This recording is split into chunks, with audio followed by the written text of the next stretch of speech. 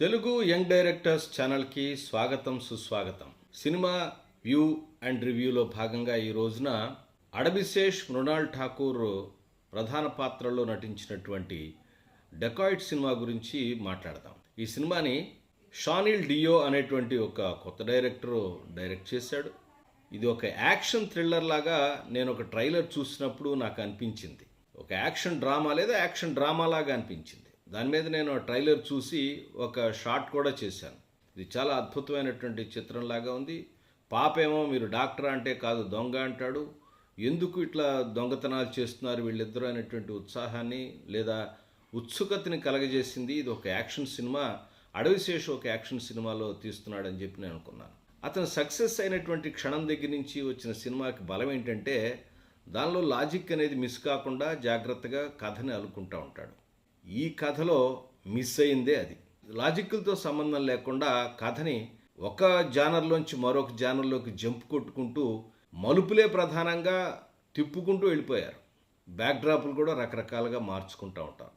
కథని సెలెక్ట్ చేసుకున్నప్పుడు మనకి తీసుకోవాల్సిన జానర్ ఏంటి, దానికి ఏ బ్యాక్డ్రాప్ కావాలి అనేది క్లియర్ కట్గా లేకపోతే పెద్ద కన్ఫ్యూజను రాసే రచయితలకి తీసే దర్శకులకే కాదు చూసే ప్రేక్షకులకు కూడా కలుగుతుంది. ఇది ఈ సినిమా ద్వారా మనం నేర్చుకోవడానికి పనికొచ్చే అంశంగా అనిపిస్తూ ఉంటుంది. సరే, వివరంగా కొన్ని చిన్న విషయాలు మాట్లాడుకుందాం పదండి. ఈ సినిమా కథని గనక చూసినట్టయితే హరి అనేటువంటి ఒక కుర్రవాడు ఉంటాడు. ఆయన ఒక అనాథ. ఎవరో ఒక చిన్న ట్యూషన్ చేసుకునే అమ్మాయి దగ్గర వాళ్ళ ఇంట్లోనే ఉంటూ ఉంటాడు హెల్ప్ చేస్తూ. సరే, ఒక అమ్మాయిని చూసి ప్రేమలో పడతాడు. ఇద్దరు కూడా ప్రేమించుకుంటారు. ఆ ప్రేమ నచ్చనటువంటి పెద్దలు ఇతని జైలు పాలు చేస్తారు. సో ఆ జైలుకి వెళ్ళే ప్రాసెస్లో ఎవరైతే ప్రేమించారో ఈ అమ్మాయితో సాక్ష్యం చెప్పిస్తారు, నాకు ఇతను తెలియదని. అతను అక్కడ పగబడతాడు. బయటకు వచ్చి ఈ అమ్మాయి మీద పగ తీర్చుకుందాం అనుకుంటాడు. పగ తీర్చుకుని ఎలాగా, ఏదో అతను దొంగతనాలు చేసి బతికేటువంటి ఒక వ్యక్తితో కలిసి బతుకుతాడు.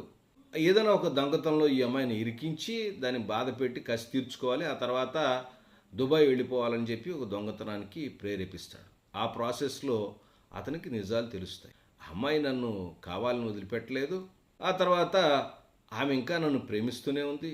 విచిత్రం ఏంటంటే ఇతను కూడా అతను ప్రేమిస్తుంటాడు. ఒక సన్నివేశంలో చెప్తాడు, నేను ఇంకా స్టిల్ ప్రేమిస్తాను, నన్ను అంత ద్వేషించిన అమ్మాయి నన్ను జైలు పాలు అవడానికి కారణమైనప్పటికీ కూడా నేను ఇంకా ప్రేమిస్తున్నానని చెప్తూ ఉంటాడు అతుల్ కులకర్ణి క్యారెక్టర్తో.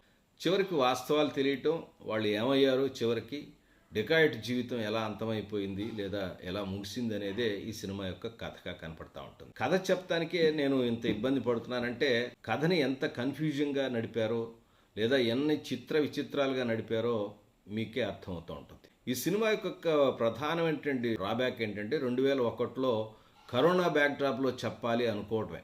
అంటే కరోనా బ్యాక్డ్రాప్లో ఇంతమంది దోచేశారు కాబట్టి రెమిడిసివిర్ ఇంజెక్షన్ చేసి జనాల్ని దోచేశారు. అట్లా కొన్ని హాస్పిటల్స్ బాగా డెవలప్ అయిపోయి కొంతమంది దుర్మార్గాలు కూడా చేశారనే విషయం గుర్తుకొచ్చి ఆ బ్యాక్డ్రాప్లో ఆ దోచిన సొమ్ముని తీసుకెళ్ళిపోవాలి అనేటువంటి ఒక ప్లాట్లో ఆ పర్టికులర్ పాయింట్ని ఇరికించి రాసుకున్నారు. ఇలా రకరకాల అంశాలు వేరు సినిమాలు కూడా కనపడుతూ ఉంటాయి. మన సినిమా స్క్రీన్ ప్లే చూస్తూ ఉంటే రకరకాల సినిమాల యొక్క కథలు మనకి కనపడుతూ ఉంటాయి.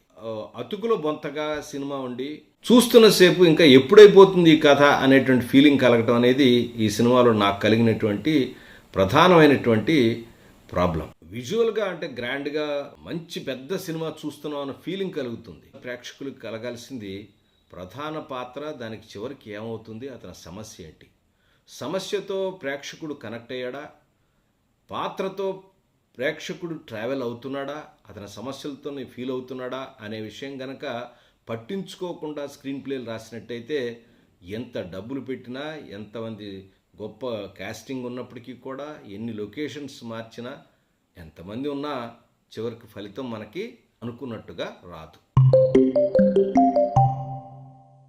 ఏ కథ రాసినప్పటికీ కూడా ఆ కథ మనం ఏ జానర్లో చెప్పాలి. మిక్స్డ్ జానర్ అయితే ప్రేమ లేదా యాక్షన్ అంటే థ్రిల్లర్ పెట్టుకుందాం, ప్రేమ యాక్షన్ పెట్టుకో, లేదా కలిసి వచ్చే జానర్లు ఏదైనా రెండు కలుపుకుని చెప్పచ్చు. క్షణక్షణానికి మారిపోతూ ఉంటూ బ్యాక్డ్రాప్ మార్చుకుంటూ ఇష్టానికి మనం కథ రాసుకుని మలుపులు తిరుగుతుంటే ప్రేక్షకులు ఆశ్చర్యపోతారు అనుకోవటం అనేది ఒక రకమైన అమాయకత్వం అనిపిస్తూ ఉంటుంది. ప్రేక్షకులు ఆశ్చర్యపోవటం కాదు, ప్రేక్షకులు మన నుంచి డిలీట్ అయిపోతారు, అంటే ఎలిమినేట్ అయిపోతారు. వాళ్ళు తాదాత్మ్యం చెంది పాత్రతో, మన పాత్ర యొక్క ప్రాబ్లంతో ఎప్పుడైతే కలిసి ఉన్నారో వాళ్ళని మనం చేసేటువంటి రకరకాల ఈ జిమిక్కుల వల్ల అబ్బే అది చికాకైన బయటకు వచ్చేస్తారు. ఇది ఒక ప్రాబ్లంగా మన తెలుగు యంగ్ డైరెక్టర్స్, రైటర్స్ గుర్తించవలసిన అంశం ఉంది. అసలు ఏం కథ ఇది? ఇది ప్రేమ కథ లేదా యాక్షన్ డ్రామానా ఏంటని తెలుసుకోవాలి. ప్రేమ కథనికి, సాఫ్ట్ ప్రేమ కథని అంటే లేదా మనసుకు హత్తుకునే ప్రేమ కథని చెప్పేటువంటి విధానం కాదేమో అని నాకు అనిపించింది ఈ సినిమా. రెండో విషయం ఏంటంటే రకరకాల అంశాలని చెప్పి చెప్పకుండా కన్ఫ్యూజింగ్గా చెబితే ఏమనుకుంటారో, చెప్పపోతే ఏమనుకుంటారో. పాత్రలు ఏంటి? ప్రధాన పాత్ర, తర్వాత ఎవరైతే హీరోయిన్ హీరో ఉన్నారో వాళ్ళు, హీరోనేమో ఒక అణగారిన వర్గానికి చెందిన, ఆమె ఒక పెద్ద డబ్బులున్న సంపన్నుల వర్గానికి చెందిన వాళ్ళు. వీళ్ళ అంతరాల మధ్య జరిగినట్టు కథ, లేదా కులాల మధ్య జరిగిన కథ, లేదా ఆ చిన్నప్పటి నుంచి ప్రేమిస్తూ చెప్పలేకుండా ఒక పిరికివాడు చేసినటువంటి దిక్కుమాలిన ట్రాప్లో పడిపోయిన కథ, ఇలా రకరకాలైనటువంటి విషయాల మీద వాళ్ళు డైవర్ట్ అవడం కాదు, ఆడియన్స్ను కూడా డైవర్ట్ చేసేసారు. ఒక విషయం తీసుకుంటే చాలు, ఏదో ఒక విషయం తీసుకోవచ్చు, ఏముంది? ఒక బాగా దళితుడు లేకపోతే ఒక అణగారిన వర్గానికి చెందినటువంటి కుర్రవాడిని పెద్దవాళ్ళ యొక్క అమ్మాయి, బాగా ఆ సంపన్న వర్గాల అమ్మాయిని పెళ్లి చేసి వాళ్ళు ఎట్లా కుట్రలు చేస్తారన్న పాయింట్ తీసుకోవచ్చు. లేదా ఆ విషయం టచ్ చేయకుండా ఒక పేదవాడు, ఒక అనాథని ఇట్లా చేశారు, ఇట్లా దుర్మార్గం చేశారు డబ్బున్న వాళ్ళు అట్లానే చెప్పచ్చు. ఇది చెప్పాలి, అది చెప్పాలి, చాలా విషయాలు చెప్పాలి. లాస్ట్లో అతను పారిపోతుంటే ఆయన సిఐ క్యారెక్టర్ వేసాడు ఆయన, తర్వాత అనురాగ కాశ్యప్, ఆయనతో వచ్చే ఫైటింగ్ సన్నివేశాలు ఏంటో మరి. ఆ క్లైమాక్స్ లాగా అది ఎక్కడెక్కడో కొండలో తిరిగి పడిపోయి చివరికి ఆత్మత్యాగం చేసుకునేటువంటి, ఇది మన షోలే సినిమాలో ఎలాగా అమితాబ్ బచ్చన్ ఎట్లా ప్రాణం విడిచేస్తాడో అలా ఇచ్చినట్టుగా ఒక టచ్ ఇచ్చారు. నేనేమంటున్నానంటే పాత సినిమాలు వాటి యొక్క స్ఫూర్తిని తీసుకోవటం తప్పు కాదు. మీ సినిమా కథకి, మీ పాత్రకి ఎక్కడ అతుకుతున్నాయో అక్కడ పెట్టుకోవాలి. అవి బాగున్నాయి ఏదైనా బలవంతాన్ని అతికించాలనో లేదా ఆ సీన్ స్ఫూర్తి పుంజి రాసుకోవడం చేస్తే మాత్రం ఇలాగే ఫలితం డిఫరెంట్గా ఉంటుందేమో అనిపిస్తూ ఉంటుంది. మనం అన్ని రకాల జానర్స్ చూసినట్టు ఉంటుంది, రకరకాల మలుపులు తిరిగినట్టు ఉంటుంది.